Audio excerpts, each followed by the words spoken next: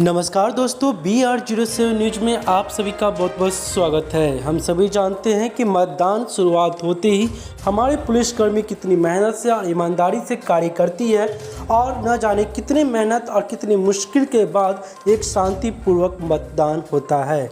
लेकिन इसी बीच एक बहुत बड़ी खबर हम आपको बता रहे हैं कि मतदान के दौरान पुलिस काफिले पर हुए रोड़ेबाजी। जी हाँ दोस्तों, वही 3 लोगों को हिरासत में भी ले लिया गया है। शुक्रवार को बहेड़ी प्रखंड में मतदान के दौरान पुलिस के काफिले पर रोड़ेबाजी हो गई।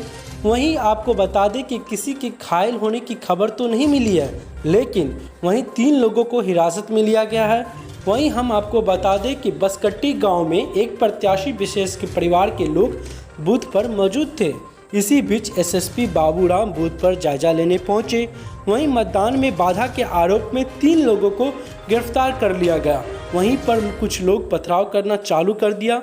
इसी दौरान किसी के घायल होने की कोई सूचना नहीं है, लेकिन गाड़ियों को बहुत नुकसान हुआ है, जैसे कि आप तस्वीरें देख सकते हैं। वहीं मीडिया कर्मी से खुद एसएसपी ने बात करते हुए कहा है कि कोई नुकसान नहीं हुआ है। वहीं 3 लोगों को गिरफ्तार कर लिया गया है।